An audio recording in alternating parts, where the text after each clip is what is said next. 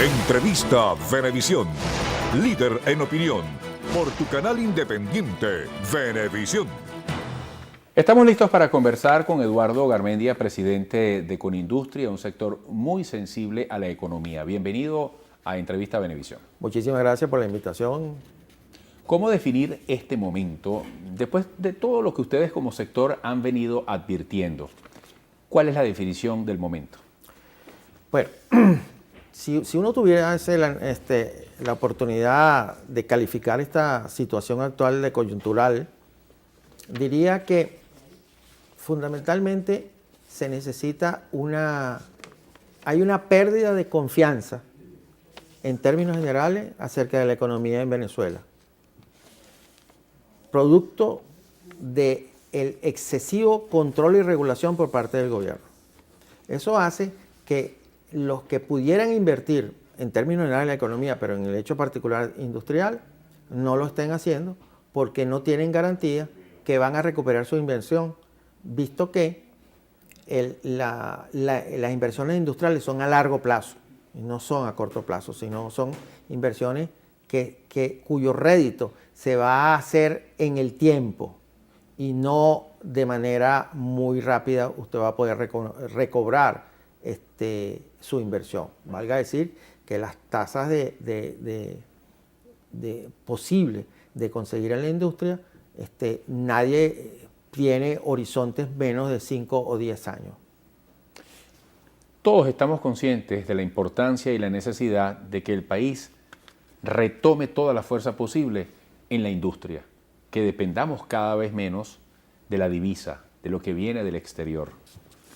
Y se habla de una guerra económica, y se ha hablado de diálogo político, económico. Hay sectores que dicen que en el económico se ha avanzado más allá de las ideologías, en los aspectos más prácticos posibles. ¿Qué se requiere para que el país eche adelante al rescate de la industria? Bueno, lo primero que habría que decir es lo siguiente. El petróleo como tal, dado las características del mercado mundial, los analistas de ese mercado están señalando muy claramente que ese mercado mundial energético va a cambiar y está cambiando y va a cambiar muchísimo más en los próximos 7 años, quizás 10. ¿Qué quiere decir esto? Que Venezuela pudiera terminar siendo, en vez de un país petrolero, en un país con petróleo. Mucho del petróleo se va a quedar en el subsuelo. Y no porque no se pueda explotar, es porque no va a haber mercado para esa explotación, dado que el crecimiento de las posibilidades de obtención de petróleo, valga decir, y gas de los esquistos, lo que se llama shale oil, está haciendo a países como los Estados Unidos que en el término de menos de un quinquenio pase a ser de importador a convertirse en un exportador de petróleo o de combustibles en términos generales, gas y derivados de hidrocarburos. Eso hace que Venezuela tiene que tener desde ahora una alternativa al ingreso petrolero. Y ningún país, la experiencia mundial muestra, que ningún país se desarrolla si no tiene una industria fuerte, porque la industria fuerte es la que provoca y tiene la posibilidad de ofrecer empleos bien remunerados y a largo plazo. Además de eso, promueve la invención, que quiere decir que en los procesos de producción los participantes pueden desarrollarse no solamente en el proceso mismo de modificarlo, sino en el producto y las calidades de producto. Pero incluso a los propios miembros de los sectores industriales, los trabajadores del sector, tienen la posibilidad de convertirse en suplidores de esa cadena de producción. Porque con mucho más frecuencia de lo que uno conoce, las empresas industriales se están orientando a mantener su negocio principal y dejando los negocios alternos a empresas con integraciones horizontales. O sea, valga decir que le suplen partes y componentes y la empresa se convierte realmente en una empresa de ensamblaje. Eso es lo que está ocurriendo en el mundo entero. Venezuela está muy lejos de eso. Primero, porque como dije al principio, no hay un entramado legal que garantice que las inversiones van a tener la posibilidad de recuperarse en el tiempo, con lo cual impide la inversión, que es donde comienza toda la historia. Si no hay inversión, no va a haber industria. El segundo caso es que está absolutamente demostrado que lo que el gran generador de riqueza es la iniciativa privada. Y en Venezuela, la institucionalidad actual no tiene reglas claras que permitan a ese sector económico de progresar, porque lo tiene completamente sometido a un conjunto de leyes y regulaciones que no le permite crecer. Garmendia, en la primera parte usted describía la situación actual de la industria. ¿Qué pasa sobre la base de esa situación que usted ya describió si no se toman las medidas necesarias? El presidente Maduro ha anunciado para el corto plazo un sacudón, una revolución dentro de la revolución. Se habla de medidas económicas, tenemos un alto cuadro inflacionario, hay problemas de escasez, de desabastecimiento. Usted representa a la industria. ¿Qué debe hacerse? Y si no se hace lo que hay que hacer, ¿a dónde iría la industria nacional?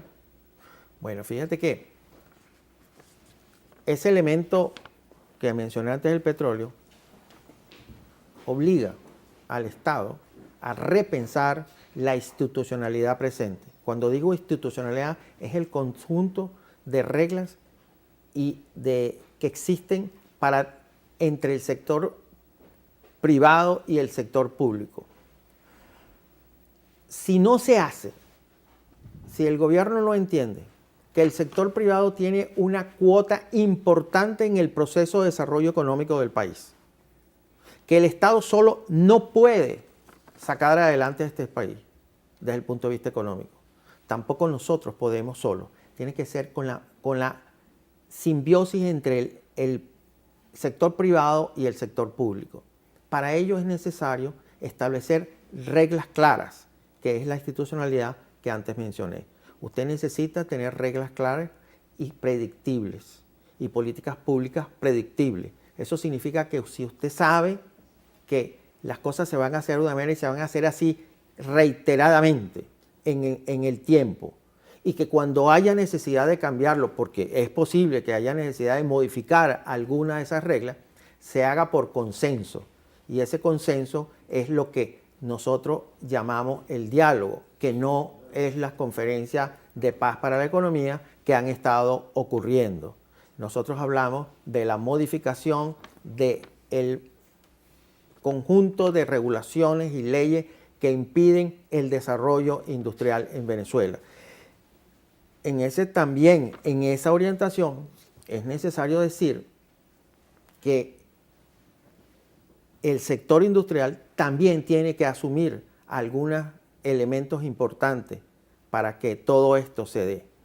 Y esos elementos importantes es pasar de ser una economía rentista a ser una economía productiva, a ser una empresa y empresarios que compiten, que innovan y que se meten en las corrientes globalizadoras, de las cuales no podemos estar ajenos ni estaremos ajenos.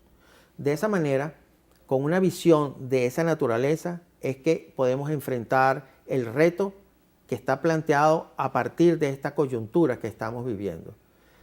Países con más o menos la misma problemática de nosotros pudieron resolver sus problemas en menos de un quinquenio, siempre y cuando, como dije anteriormente, haya una nueva institucionalidad.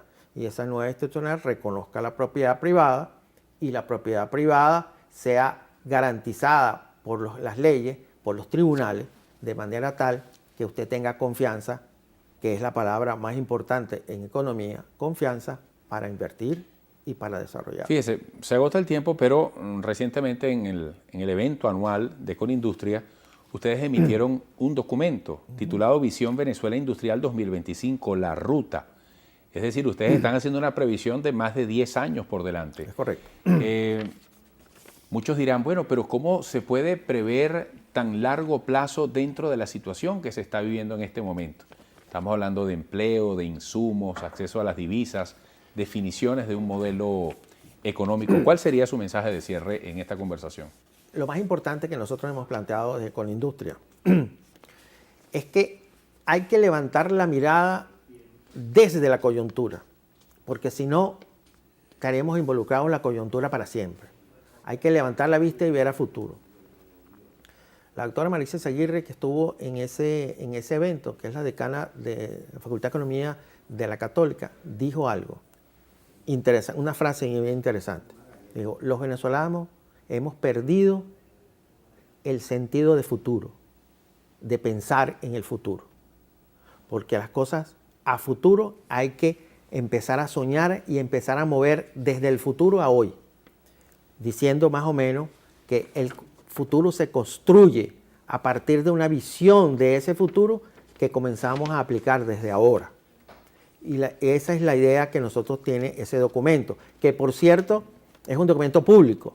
Ese documento, el que quiera puede ingresar a la página de Colindustria, www.colindustria.org, y ahí está el documento, puede consultarlo.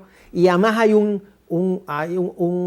una dirección electrónica para que todos los comentarios que quieran hacer lo envíen a esa dirección de correo, porque eso nos va a permitir enriquecer el documento para convertirlo no solo en la ruta, sino en la propuesta. Nosotros desde Colindustria hemos dicho, empezamos por tener un sueño, como todo comienza, con un sueño. Queremos un país industrializado. Ese fue el sueño original, para lo cual definimos qué tipo de empresario era necesario para ese sueño.